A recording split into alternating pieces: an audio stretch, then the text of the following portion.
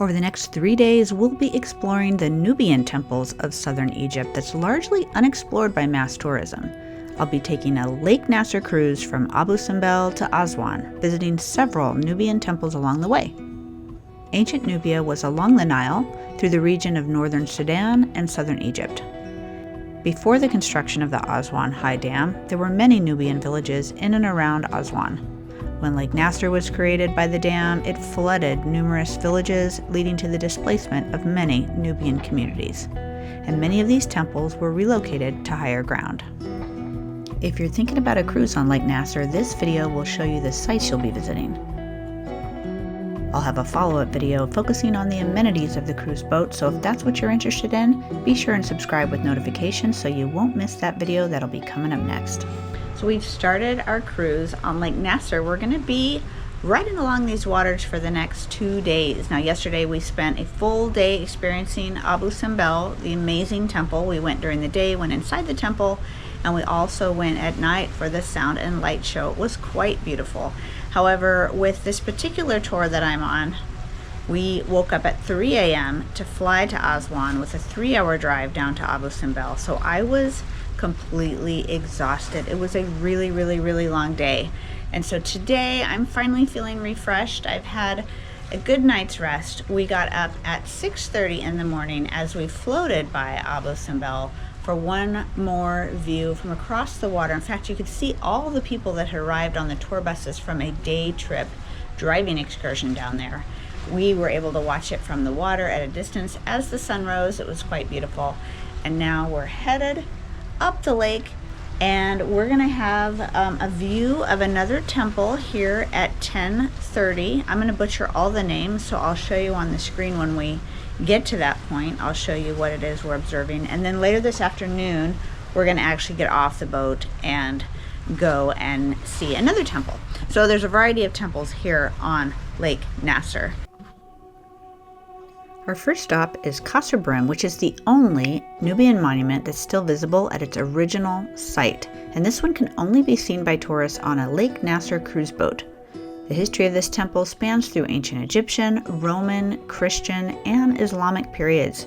It's currently closed to tourists due to ongoing archaeological work, so this is about all we can see.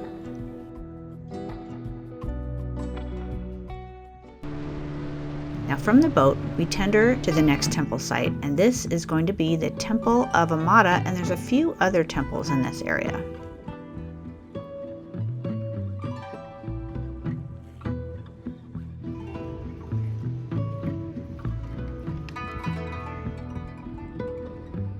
All of the remaining temples that we're going to see today have been relocated from their original site to save them from the waters of Lake Nasser.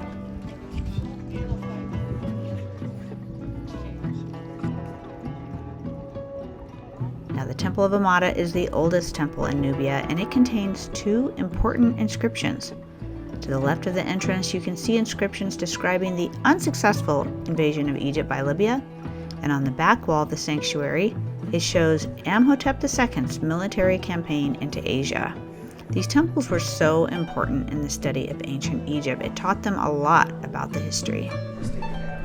We have to wait for very long until he was crowned. And Ramses had 53 sons, 54 daughters.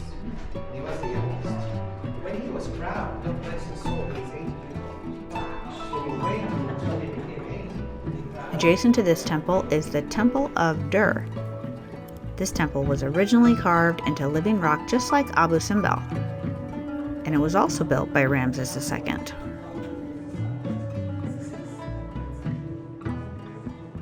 It's the only rock-cut temple dedicated to Ra on the east bank of the Nile.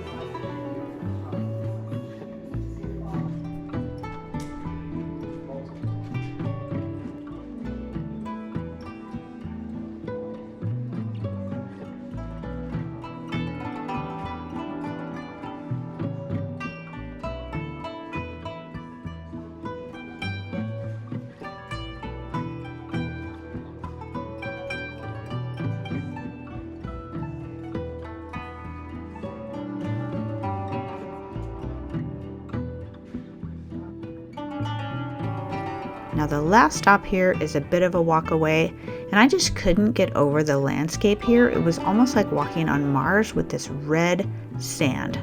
It was quite beautiful. Now this is the tomb of Pennut. He was an important official during the reign of King Ramses VI. This little area has a small tomb that consists of a small offering temple with images depicting events from his life. Over there, so he's going to have a big celebration. And here, there is a hieroglyphic text. Tell us that Pennut was made by Ramses VI, and he gave him 2 vases of silver as a present. After this, we headed back on the boat for the evening, and what a stunning evening it was.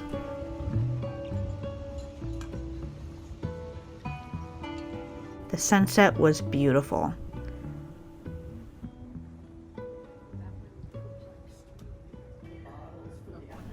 The next day, we get an early start with a sunrise tender to the temple of Wadi el-Sebua.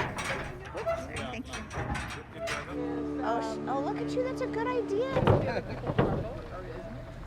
I guess I'm jumping ahead. I'm jumping ahead in line here.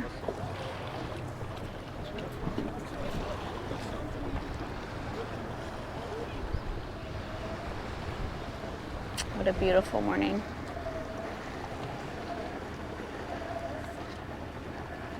Now, just based on the sunrise on the water, this was already starting off to be a fantastic stop.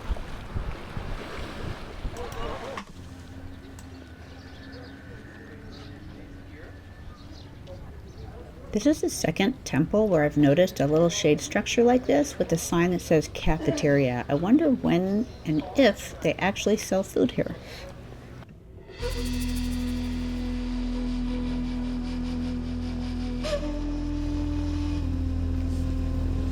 The Wadi el-Sebua temple is exceptionally beautiful first thing in the morning when the sun's rays illuminate this ancient stonework. The name means Valley of Lions in Arabic, and it refers to the impressive avenue of Sphinx lions, a signature element of Ramses II's architectural style. These sphinxes bear the distinctive features of Ramses II himself, combining the body of a lion with the pharaoh's face. This was built around 1244 BC. Now here in this temple, only the pharaoh was allowed inside, and the priests were allowed to go in only when they were serving the pharaoh, and then they had to leave. So this area was for the pharaoh's eyes only. And there's actually 2 temples in one here. There's the outer court that's made of stone, and then there's an inner sanctuary that's carved directly into the rock. The temple was primarily dedicated to Amun-Ra and Ra-Harakti, but also honored Ramses II himself as a deified being. When the Nile was first dammed, that's when part of this temple started to be submerged. And a lot of the degradation of this temple is because it was made out of sandstone. So it just didn't hold up quite as much as some of the other materials that were used in some of the other temples. But it did eventually get relocated.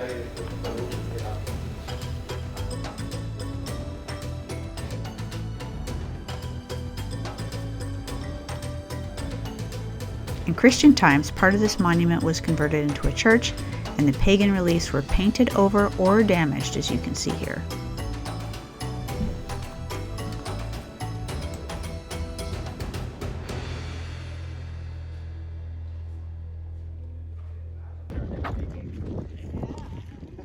This desert felt so remote and quiet. Just check out the full moon still up in the sky. Isn't that fun? Oh, look. It is such a beautiful contrast to see here with the stark desert and the beautiful water.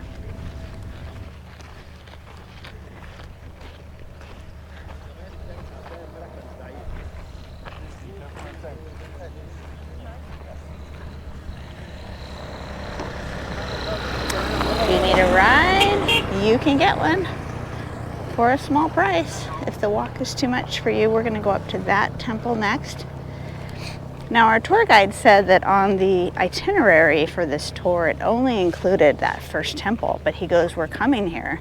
You can see the other temples right here, so why not walk and visit them? So I'm really glad we're doing it, and it is so nice to be here in the morning. Some of those other temples we were seeing in the heat of the afternoon, and I was so hot and sweaty that I really couldn't enjoy the experience of what I was hearing because I was just so hot. But this is a absolutely beautiful morning.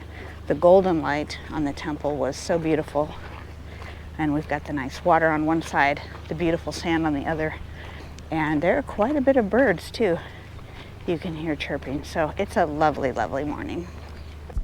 This here is the path we just walked up.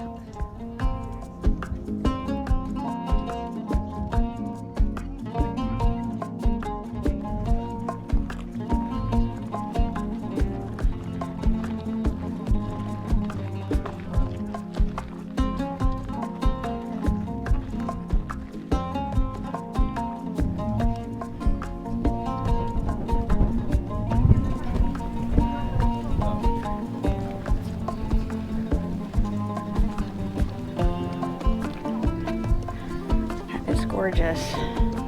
Wow.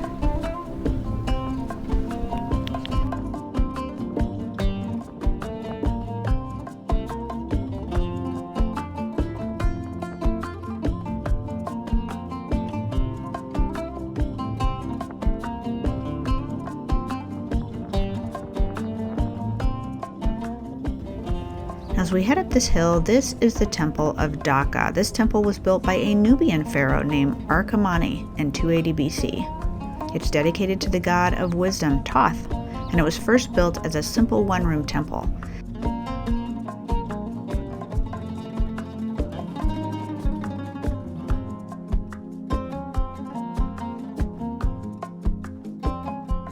Now, for several hundred years, it was expanded upon, and it changed as the Roman Empire came into power. And later, when Christianity took over, they used this sanctuary as a church. The vultures on the ceiling were pointed out really pretty, as vultures were quite common here in Upper Egypt.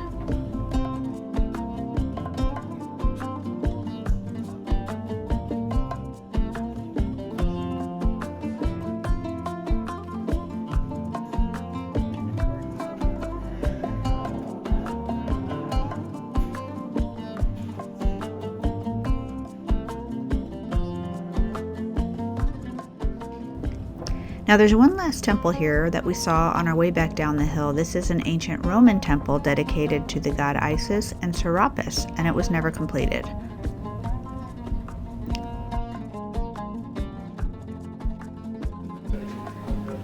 Crocodiles on the Nile go up to 7 meters, and he just grabbed a baby from the river for photo opportunities. These columns were largely unfinished.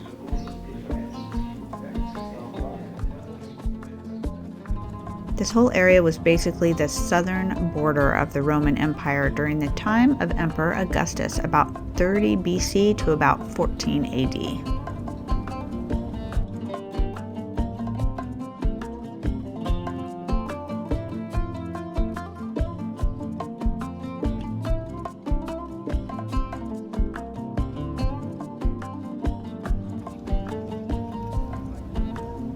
After this area, we head back on the boat and we head to Aswan.